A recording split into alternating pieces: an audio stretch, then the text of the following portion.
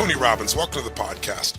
Listen, today we're going to talk about a power that most people really don't take full advantage of. In fact, they let it take advantage of them, and that's the power of habit. You know, so often people will talk to me and say, God, you have such incredible willpower. And I believe I do. I believe we all have willpower. But there's a limit to willpower. I always tell people, if you're making decisions, if you're trying to make everything in your life work by willpower alone, you're just going to be exhausted. What you really have to learn is how to condition your mind and body and emotions. You really have to learn how to tap into the power of habits. In fact, you know, one of my favorite quotes says, excellence is an art won by training and habituation. We do not act rightly because we have virtue or excellence, but rather we have those because we've acted rightly. We are what we repeatedly do. Excellence, then, is not an act, but a habit. That comes from Aristotle more than 2,000 years ago, and it couldn't be more true today. So how do you create the habits that are going to make you successful in life and in business? The habits that are going to make you feel more enjoyment in your life, and the habits that are going to make you financially free. Well, you have to understand the power of habit and put it to work for you. And who better to do it than Charles Duhigg? He's the Pulitzer Prize winning reporter from the New York Times, and he's the author of the New York Times best-selling book, The Power of Habit. He's going to show you how to do it smarter, faster, and better. So here's Anna, and here's your podcast. Enjoy. Why do habits exist? How can they be changed? And how can they transform our lives and our businesses? Consider the marketing team at Procter & Gamble. P&G had developed a colorless, cheap-to-manufacture liquid that could be sprayed on any stench to make it odorless. They pitched the product to the public as a quick and easy way to eliminate any scent on any surface: smoke on clothes, rancid pet smells, dirty cars. But sales flopped. Why? The team went back to the drawing board, relentlessly poring over consumer psychology, employing a Harvard Business School professor to analyze their campaigns. What they eventually discovered was that if they added a perfume to the formula, so that instead of merely neutralizing odors, the spray had its own distinct scent, they created a new incentive for the consumer.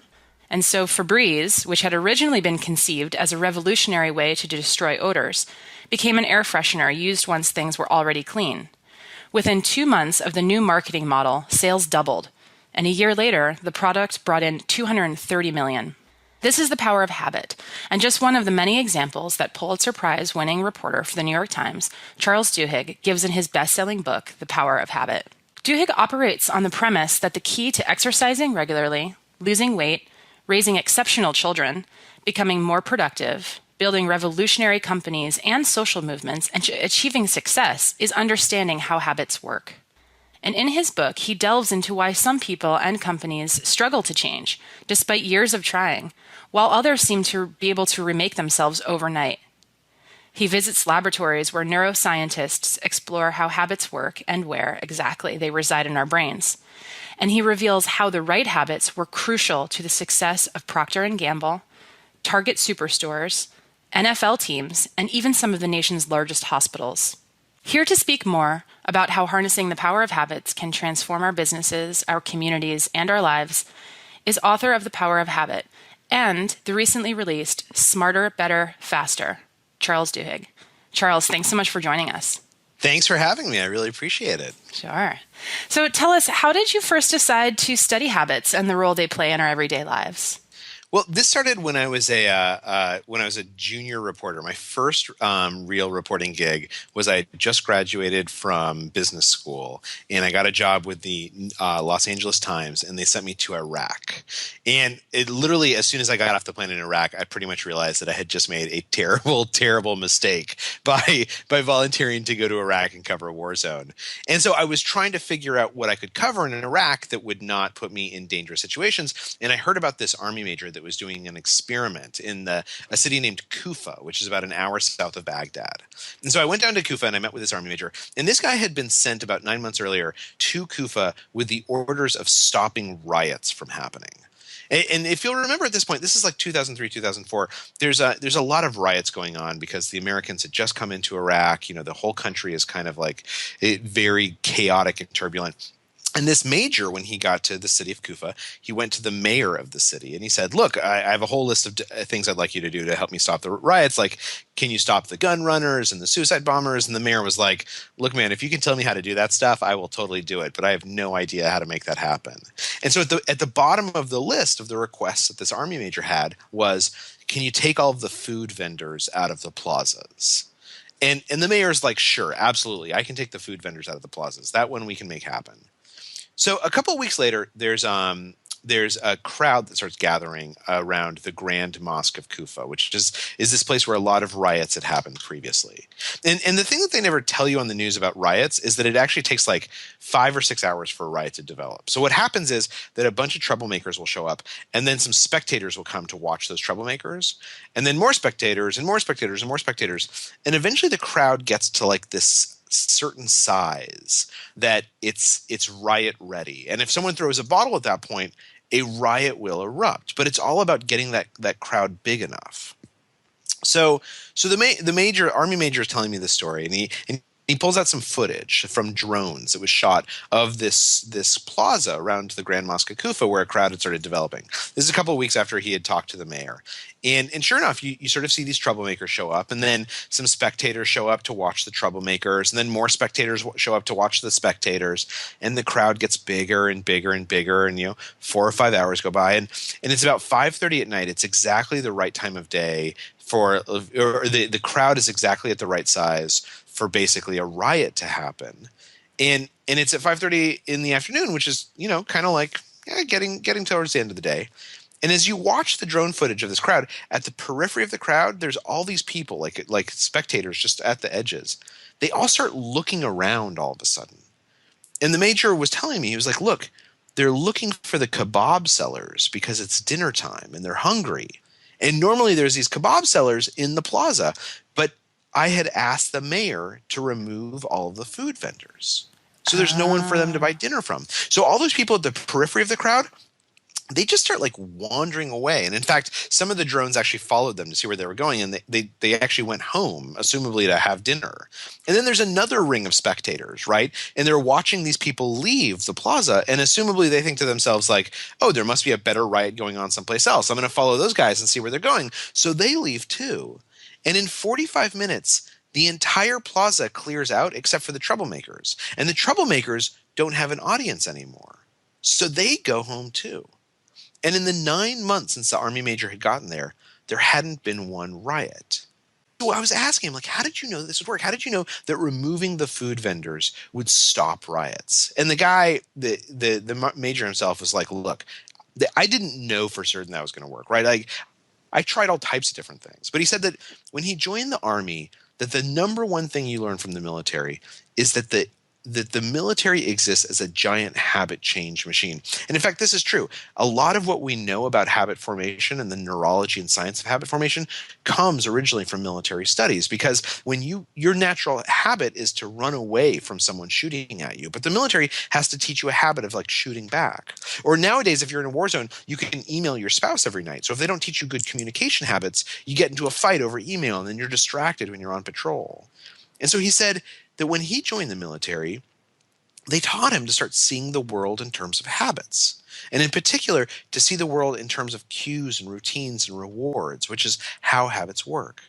And that once you start seeing the world in terms of these habits and how they function and the mechanics of them, it's like someone gives you a pair of glasses and suddenly everything looks different, including a crowd of Iraqis that might riot. So when I came back to the US, I thought that was just completely fascinating. And I started researching what we know about habit formation. Wow, that's such a good story. As we were talking, I was thinking, is this the power of habit or the power of food? It's a little, A little right? bit of A lot of both. our habits have to do with food. Yeah, no, exactly. And I never knew that too, that it originally comes from the military. I mean, it makes sense, right? If that's a habit that they're trying to basically teach you to go against your inner psychology. Yeah, no, it makes a lot of sense. Yeah. So on that note, you kind of touch upon the habit loop. Can you give our audience a better idea of how that works? Sure, absolutely. And this that is like the core insight, right? We are living right now through the golden age of understanding the neurology of habit formation. And the single biggest insight is that every single habit, and about 40 to 45% of what we do every day is a habit, right? Studies have shown that many of the things that we think of as choices are actually habits. For every habit that unfolds in our lives, there's three components. There's a cue, which is like a trigger for an automatic behavior to start. And then there's a routine, which is the behavior itself. And that's the type of thing, and that's the thing that we've become accustomed to thinking of as the habit, right? Like when Oprah talks about changing habits, that's what she's talking about is the routine. But at the end of that routine is a reward. And that reward is how our brain learns to remember that pattern and to make it automatic. And so what we've learned is that if you want to change a habit, if you want to build a new habit, what you need to focus on is you need to focus on these cues and rewards. What in your environment is triggering that behavior? And then how are you rewarding yourself at the end of that routine? Because that's what's going to make it easier and easier and easier for that behavior to unfold. That's how your brain is going to make that into this kind of automatic response. Oh, so that's on an individual level. How can some companies exploit habit cues and rewards to try to sway customers, or even internally to help their business run more productively?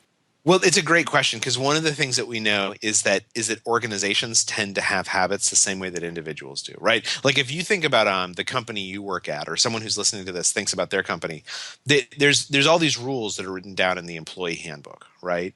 But what's even more important are all these organizational habits, these kind of unwritten rules that no one talks about but are essential for getting work done. Like for instance, everyone knows that there's the one assistant you should go to who's super duper competent and actually knows more than his boss does. And then there's another assistant who's not so competent, so you never want to bring anything complicated to them. Or everyone knows that maybe like if you have a new idea, you bring it up on a Wednesday instead of bringing it up on a Friday. These are all these like little unwritten rules, these organizational habits that shape how we behave. And it turns out that organizational habits work the same way.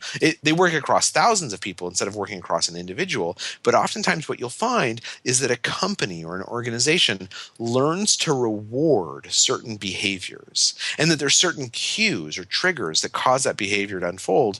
And that once that gets inculcated into the culture of that company, it becomes an almost automatic pattern. One of my favorite examples of this actually is the story, and we tell the story in the book, of the King's Crossing subway fire. There's a big subway stop in the United Kingdom known as the King's Crossing subway stop. And in 1987, there was a fire there. And the way that this fire started is that there was a burning tissue at the bottom of one of the escalators. And this subway stop had like these magnificent long escalators that were made out of wood. They would go like 2 or 3 stories into the ground. And there was this burning tissue, and a passenger gets off the escalator and he goes to a ticket taker and he tells the ticket taker, there's this burning tissue. And the ticket taker actually goes, to his credit, goes down, he finds the burning tissue, he like stamps it out. And then he goes back to his ticketing station. And he never calls anyone and warns them that, there was a burning tissue. He never wonders why there's a burning tissue at the bottom of an escalator. A couple of minutes later, another passenger tells a policeman that that he smelled some smoke in the escalator. And so that policeman actually goes out of the subway station. He calls his dispatcher and he tells his dispatcher, can you call the fire dispatcher and tell them that there might be a fire at the King Crossing subway station? Now, what he should have done is actually just walk down the street to the fire station that was down the street. But much like the ticket taker, there's these unwritten rules in the subway system. There's these silos. And what the silos say is, like, if you're a ticket taker, your job is to take tickets, not to investigate fires. If you're a policeman, your job is to talk to the police dispatch, not to talk to the fire dispatch. And there's all these things that happen that lead up to, that suggest that a fire is developing. And this fire eventually sort of explodes, and it ends up killing 31 people. And what the craziest thing about it is that 48 minutes separated finding that burning tissue and when 31 people were killed by this fire. That's enough time to clear out the entire subway station. That's enough time to stop the trains running. That's enough time to put out the fire. But the reason why it didn't happen is because the London Underground had these organizational habits, these unwritten rules that were silos that told people, Do your job. Don't try and do someone else's job. And they all existed for good reasons, right? Like the ticket taker didn't go investigate fires because a couple of years earlier, there had been all these complaints about lines forming in front of the ticketing stations. And so the ticket takers were taken, and were told as an unwritten rule, just do your job. Don't try and freelance or come up with something else to do. But this is what happens within organizations, is organizational habits emerge because of incentives and rewards to behave a certain way. And if you're a CEO, or if you're a leader, or if you're just running your own division or your team, and you're not thinking about those organizational habits, they can kind of end up biting you. So how do you cope with that? How do you deal with the bad habits that your company has developed over a number of years? I think this is a problem that happens a lot when there's tension between the sales and marketing teams, right? And everybody's kind of doing their job and just not going outside of scope. How do you deal with that? Sales and marketing is a great example, right? Because you kind of have these sales habits, which is like do whatever you have to get the sale, and then you have marketing who says like, look, don't give away the product. We have to keep our price up. So those are great questions. How do you deal with these habits when they kind of emerge without anyone acknowledging them? And the number one thing to do is to acknowledge them, is to sit down and have a conversation, and then diagnose, why does this habit exist?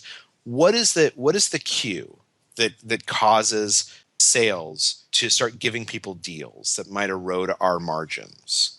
And more importantly, what is the reward?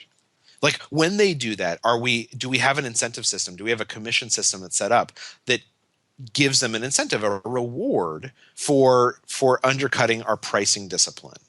And then you go to marketing and you say to marketing, what is the cue that happens here that makes you guys say, we don't want to give any special deals. We want to keep our pricing really strict because we're being judged on how much we're keeping our pricing, strong, or how dominant we're seen as in the marketplace. And what are the rewards? Are you being compensated? Is the CEO saying to you like you did a great job because like I just see our ads everywhere and they all talk about how expensive and how elite we are?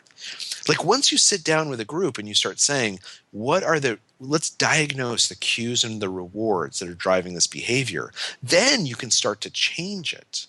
But there's another part of that too, which is, and this is what's critical, this is actually what the lesson of the King's Crossing's fire is that you also have to look for these moments of flexibility.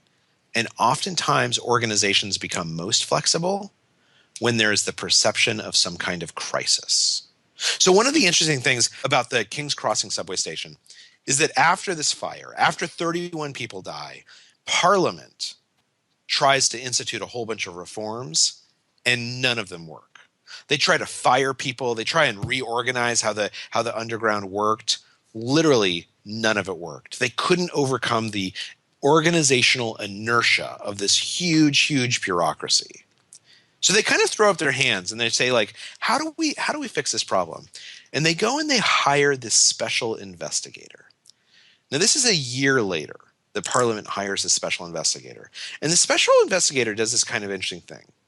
You would expect the special investigator to like sit down and write some big fancy report and kind of like, it would just get lost in the shuffle. Instead, what he does is he starts holding these public hearings. He contacts all of the families of the victims, and he asks them to come in a year after this tragedy and to tell their story in public, in front of TV cameras, about what it was like to have their family member die. And then he starts like whispering to reporters and starts intimating totally untruthfully that there might be like this ever-present risk of another fire happening. That at any moment, like a fire could break out that could kill more people. Then he actually goes and he helps the victims of the families start doing these like things where they lay down wreaths and flowers in the King's Crossing subway station. In other words, what he does is he creates the perception of a crisis, because a year had passed since the fire. All of the kind of passions and emotions had died out around this thing, but he reignites this sense of crisis because he knew that organizational habits become most flexible when a crisis when a crisis seems to be occurring. And so by creating the perception of a crisis, he's able to push through reforms in the London Underground that they couldn't do a year earlier after the fire itself. Now, think about how many of the companies that we admire today behave. Take Apple, for instance. Interesting thing about Apple, they just had the most profitable quarter in the history of commerce, right? Not just the most profitable for Apple, the most profitable in history for any company. What does Tim Cook talk about on his conference call? He talks about the fact that they have to stay nimble. They have to stay on top of things because they might get upended by some competitor they don't even know about right now. Tim Cook spends all of his time not talking about how great Apple is. He spends his time talking about the fact that they could lose everything tomorrow if they're not like just on top of every aspect of it. If they're not looking for competitors, the competitors can come out of anywhere, that a year from now no one could have heard of Apple. He creates the perpetual sense of anxiety, almost the sense of a crisis, because he knows that's how companies stay flexible. And that's what a good leader needs to do in their own firm. So if they have this moment of crisis and they see that window of opportunity to go in and make an organizational change, do you have any recommendations for what the best way to do that is? I mean, you mentioned going in and talking to the people on those teams, which sounds like a very democratic solution, right? Helping them understand what the problem is and then coming up with a solution. But in the case of the special investigator, that was an outsider, right? That was a fresh face. So what do you recommend for most companies and specifically small businesses that are just starting to identify some of these problems that could, as the company gets bigger, become much, much greater? So I think one of the first things to recognize is that all habits, even bad habits, exist because they provide a reward, right? A bad habit exists for a good reason. And only once you recognize what that good reason is, can you go in and can you start influencing and changing how someone behaves. So a good example of this is if you think about, like, for instance, exercise, right? All of us want to exercise. We all want to get stuff done, or procrastination. It's an interesting question. Like, why do people procrastinate? What's the reward in a procrastination habit? Well, it turns out when people have looked at procrastination, what they found is that there's a reward that comes from getting a task done, right? You sort of feel a sense of satisfaction, you relieve a sense of anxiety. But if you're feeling anxious about a project and you are a little bit scared that maybe it's not going to turn out okay, if you procrastinate, then you get a reward much, much faster. You get a reward that basically tells your brain, okay, you don't have to worry about that project for the next 5 minutes because instead you're just going to check Facebook. You're going to be able to escape the tension that this project creates for you. And a fast reward is in many ways more powerful than a slow, bigger reward. So for a small business, if they're having some type of problem, let's say that a habit has emerged where they're always doing things at the last minute, right? This is pretty typical. If you've started a company, you get more work than you know how to deal with, and you find yourself on this treadmill where you're always doing projects at the last minute. You're always sending things to the client like 10 minutes before the deadline. You're always trying to figure out the answer at the last minute. So the question isn't like, how do I just change everything? Because we know that massive change is hard. The question is, what reward am I getting by waiting until the last minute? Is the reward that I get to sign up for more business and I'm actually over capacity? And so as a result, I can't do things any earlier because I always have something that's due 10 minutes from now? Or is it the reward that I actually feel like I'm more creative when I'm under pressure? That I actually build a situation that makes me feel like I get my best work done because when my back is to the wall, that's when I know my whole team comes together. We really gel. Once you're able to figure out which reward is actually driving that habit, what good thing is causing a bad habit to emerge, that's when you can change it. Because those are two very different rewards. If the issue is that you're at overcapacity, that everything's last minute because you have too much work to do, then the solution there is to come up with new habits, which might mean taking on less work, only looking for high margin things, or it might mean hiring new people, or it might mean refocusing on certain types of projects. If the reward, on the other hand, is that you actually thrive under pressure, you love that pressure, then that's okay too. But that means that you can create pressure in other ways. You can create false deadlines for yourself. You can structure things so that you feel that same sense of pressure that you stress, but that it's not causing you to fall down ever so often. Understanding what good reward drives a bad behavior, that is the key to figuring out how to change that behavior so that it still delivers the same reward, but it's healthier. Now, is there a similar process that you would go through to explore on an individual level how an employee can become more productive and more efficient?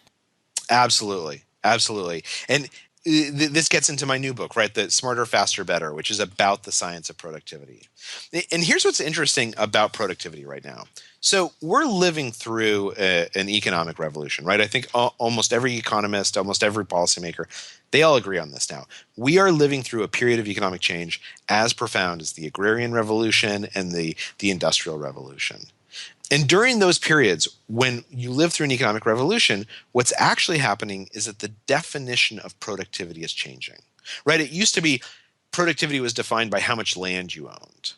And then in the Industrial Revolution, productivity became a question of how many hours you could get employees to do the same job over and over and faster and faster. Now in this age, in the information revolution or the knowledge revolution or the digital revolution, whatever we end up calling this period, now the definition of productivity is changing. It doesn't have to do with just sheer number of hours and doing the same thing over and over. It tends to do with how intelligently can you address a problem? Can you make sure that you're asking the right question instead of the wrong questions? And in this book, the Smarter, Faster, Better, what it is it examines these 8 skills that are disproportionately much more important now than they were in the past. Like, for instance, your ability to know how to manage your own brain so that you focus on the right things and ignore the things that you should be ignoring. That you're able to motivate yourself much more effortlessly so that you can get work done much faster. So the way that you're able to sort of predict the future and think probabilistically so that you can make better decisions about what's more likely or less likely to occur.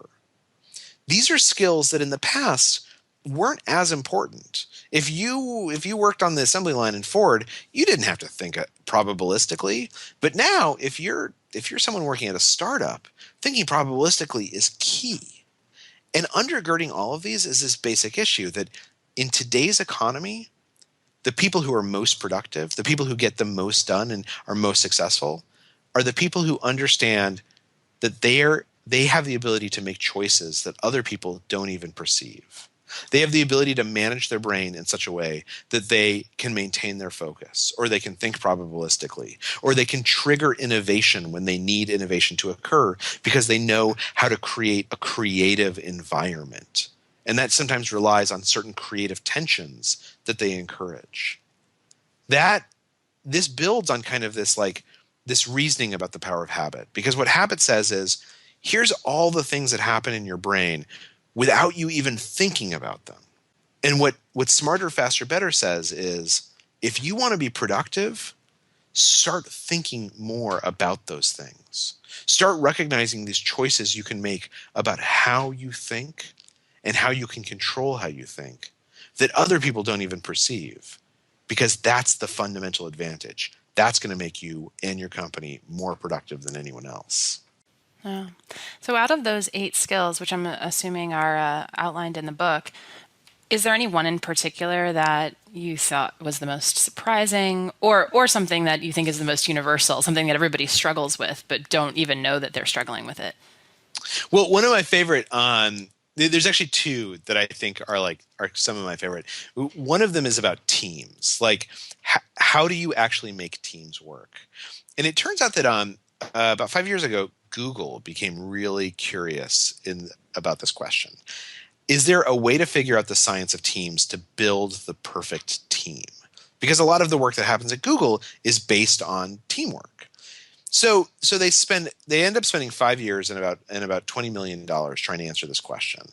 And what they first start looking at is like, who is on teams, and they have all these hypotheses. Like maybe it's better if a team is entirely introverts, or maybe you want a mixture of introverts and extroverts, Or maybe you want people who like are friends outside of the team, right? Like they all get along and they have common hobbies and interests. Or maybe you want people who actually don't have much in common because that way they all bring different perspectives. And so they spend like 2 years looking at 180 teams, doing thousands of interviews with Google employees, and they get all this data and they compile it and they start looking for patterns and they find absolutely nothing.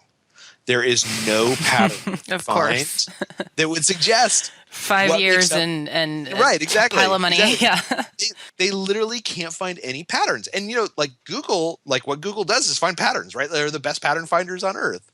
So they're kind of freaking out about this, and they start looking through like other research, and they find this one little pool of research that is about group norms. Now, a group norm is, and this isn't totally, I think we all sort of know this word norm. A group norm is like the unwritten rules that a group uses that shapes how they behave. Like, for instance, there might be a group norm in a particular team that it's okay for people to interrupt each other. But another team might have a completely different group norm where people don't interrupt each other. Instead, you wait patiently for someone to finish their thought. Maybe on another team, there's a group norm that if you go off agenda, someone says like, hey, let's stick to the agenda. Whereas in another team, the group norm is like super, super casual, right? Like people talk about what they did that weekend. They can go off agenda. And so Google starts thinking like, instead of focusing who is on teams, maybe we should start looking at how teams operate. Let's start trying to figure out which group norms are most important. Now, it turns out that some of the most interesting research about group norms has looked at things like Saturday Night Live, the birth of Saturday Night Live. Why does Saturday Night Live work as a show from its original season when there's so many other comedy shows that completely blew up? And if you go and you talk to the original cast members of Saturday Night Live, and I spent a lot of time doing this, you would think that maybe maybe that show came together because they were all really good friends or they were all like really creative people. That's not true. The people who worked on Saturday Night Live, they were creative, but they were not great friends. In fact, many of them hated each other. And they were not people who worked together particularly well because you're dealing with like all of these like huge personalities and like big egos. The reason why Saturday Night Live was such a success is because Lorne Michaels, the executive producer of the show, he created these very specific group norms almost from the start. One of the things that he would do is that he would have a rule that during meetings, everyone has to talk as much as they want to. So he would actually, at the end of a meeting, go around the table and he would say like, Lisa, like I haven't heard as much from you as I've heard from other people. I just want you to talk for the next 3 minutes. And so Lisa, who's kind of shy, like has to sit there and talk. The other thing that he would do is that he would force people to react to each other even when they're sending nonverbal cues. So if you're sitting in a meeting with Lorne Michaels and you cross your arms, he'll like kind of look at you and he'll say like, hey, I noticed that you cross your arms. Like, are you upset with anything? Are you feeling okay about this? He would do these crazy things where like if John Belushi was like obviously upset or having a bad day, he would stop the meeting. And these are like meetings for like a live show, right? There's not a lot of time to like waste. He would stop the meeting and he'd be like, John, it looks like you're having a bad day. Why don't you just tell all of us, why are you having a bad day? This is what Lorne Michaels would do. He would do these two things. He would have equality in conversational turn taking. And he would try and increase the average social sensitivity of the group by obviously picking up on people's nonverbal cues. It turns out that those two norms are what is known as psychological safety. And when Google started looking at all of their teams, they found that the most effective teams did those two things. If you're the leader of a team and you force people to take roughly equal amounts of conversational turn taking, right? Not necessarily in every minute, not necessarily in every meeting, but across, say, a week. If people speak in roughly equal amounts, somehow it makes them feel more empowered. It makes them feel like they have psychological safety within this group. And so as a result, they can bring up their best ideas. Equally, if the leader of that group teaches people to look for nonverbal cues, to be socially sensitive to each other, and to demonstrate that sensitivity, that also has been shown in data after data to make people feel like they can bring up their best ideas in a meeting, that they can contribute to a team. It increases this thing known as psychological safety. And psychological safety is the number one correlate with team effectiveness. So this is one of my favorite chapters because what we've learned is we always think about teams as like, I got to choose all the right people for my team. And choosing people, that's good. That's important. But it turns out you could choose all the right people, and if you have the wrong norms, that team will not be effective. You could even choose B team players for your team, second tier people for your team. And as long as you have equality in conversational turn taking and you have obvious demonstrations of social sensitivity, if there's people who are clearly listening to each other and are sensitive to how each other feels, study after study shows that team will be more effective. You can make B team players into an A+ team by getting the right norms or behaviors in place. Wow. I think everybody listening right now is imagining what their meetings are like and probably thinking like, yeah, there is always somebody who talks a lot and somebody who's always sitting in the corner and giving us nonverbal cues that they probably would like to speak, but they don't feel psychologically safe. Exactly. I think this is such a universal thing. In order to do that, though, I mean, it sounds like Lorne Michaels really understood things like body language and neurolinguistic programming and could really facilitate that kind of change. And it's interesting because one of the events that Tony does every year, it's called Leadership Academy. And a lot of people think that it's, how to create dominant leaders. And it's really about how to influence others to create lasting change. So it's actually very popular amongst counselors, people, teachers, people who work in group environments, because it's all about identifying ways to bring out those great ideas and how to establish group norms that are going to boost the overall productive level of the group, not necessarily to cultivate, your bright and shining stars. Exactly. And it's so important, right? Like it matters so much to get those things right. Absolutely. Because you lift everybody up then, right? It's the rising tide. So on that note, in your book, right, you have a lot of different examples, and I know since it's just coming out, this is probably exciting for people who want to learn about these 8 skills, and you're illustrating them great with some great examples.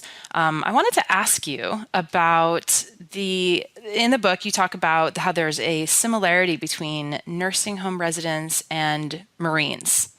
Yeah. So I'd love to hear a little bit more about that, because it's an interesting juxtaposition between those two. So this is in the chapter on motivation, like the neurology of motivation.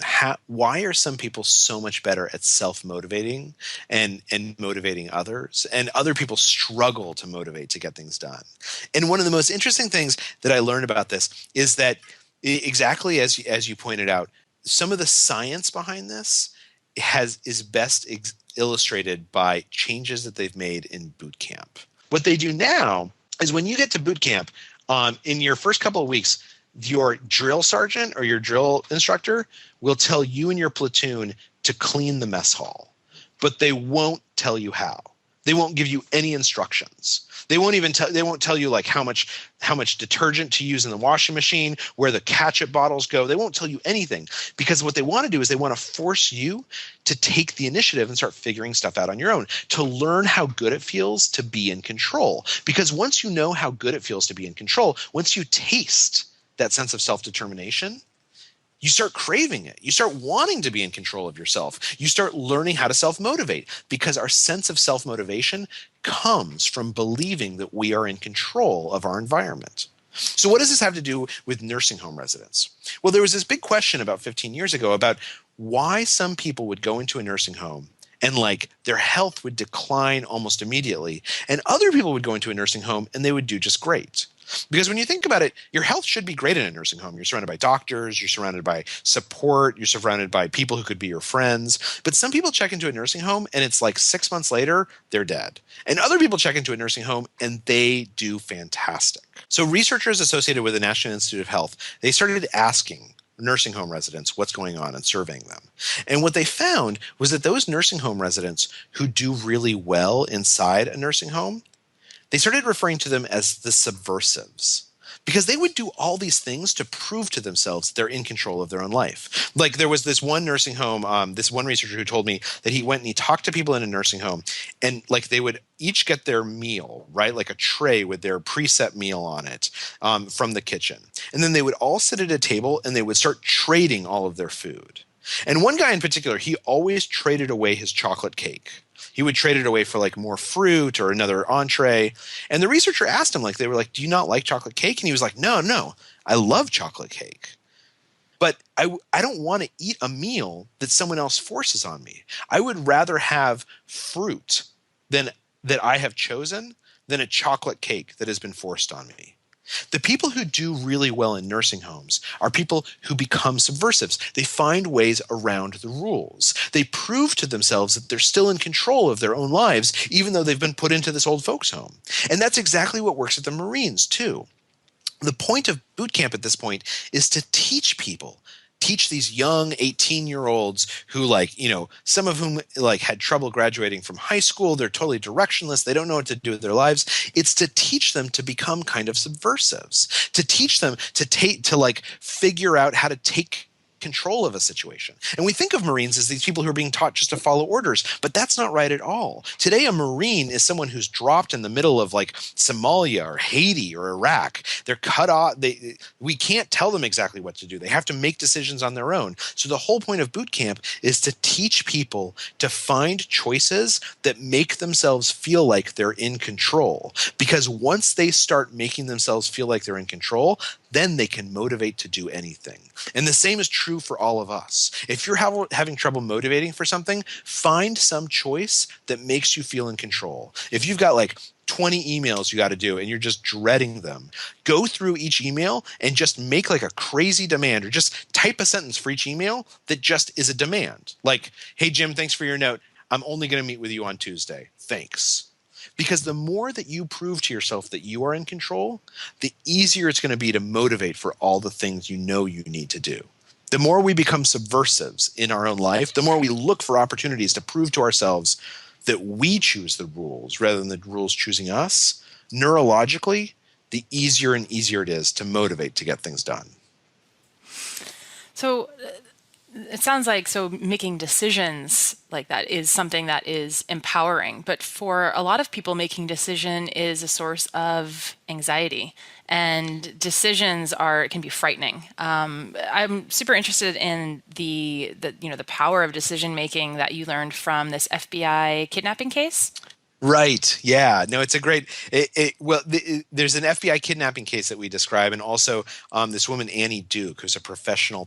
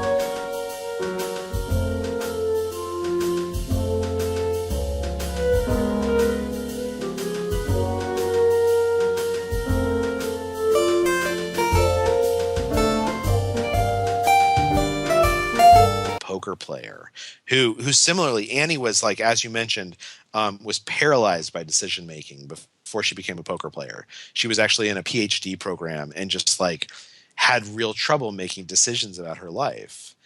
And so what she learned to do is she learned to think probabilistically. We kind of mentioned this before. So the key to thinking probabilistically and making better decisions and not having decisions be so anxiety producing or so mentally taxing is to teach yourself to envision multiple futures.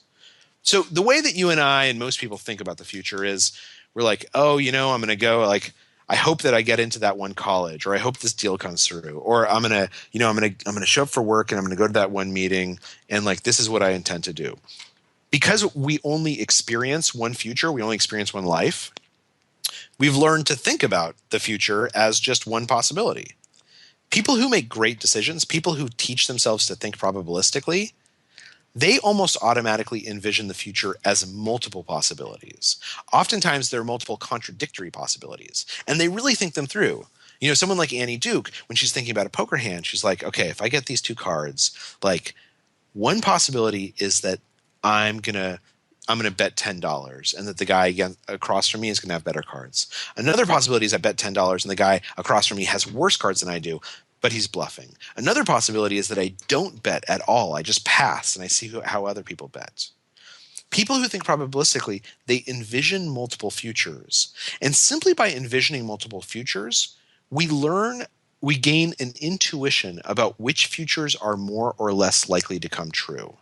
By forcing ourselves to think about contradictory futures, our brain begins almost automatically assigning probabilities to which ones are likely and which ones are less likely. And as a result, not only is it easier to make decisions because we have a more accurate view of what the future might look like, it's actually, we get better at making decisions. We make better decisions. Within psychology, this is known as Bayesian psychology. It's our brain's ability to deal with contradictory thoughts and start figuring out which of them are more or less likely.